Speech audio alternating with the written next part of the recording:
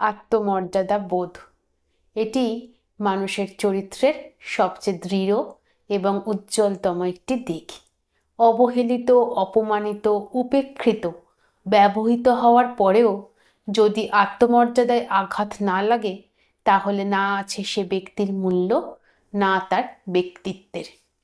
কিছু বিষয়ের ক্ষমা হয় না, কিছু সমস্যার বোঝাপড়া হয় না, কিছু বাক্যের ইংরেজি হয় না, কিছু আচরণ ভোলা যায় না, কিছু ঘটনার দাগ চিরস্থায়ী হয়ে রয়ে যায়।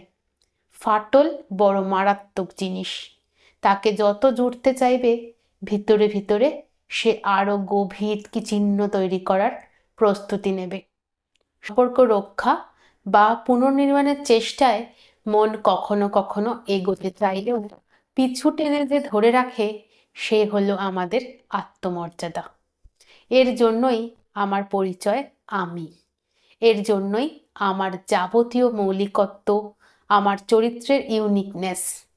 প্রবল আত্মমর্যাদা সম্পন্ন মানুষ অর্থ, অনুনয়, বিনয়, স্বার্থ, প্রভাব প্রতিপত্তি, প্রলোভন, প্রয়োজন, দরকার কোনো কিছুর সঙ্গেই কোনো পরিস্থিতিতেই আপোষ করে না। লোকজন অহংকারী ভাবল, অনমনীয় বলে গালি দিল, হয়েই গেল। আসলে আত্মমর্যাদা হলো মূল্যবান গহনার মতো, যা সবাই ধরে রাখতে পারে না। মূল্যবান গহনার মালিক অনেকেই হয়, তা দিয়ে নিজেকে উপযুক্ত করে কজন সাজাতে পারে, সবাই পারে না। কলমে পার্বতী মোদক।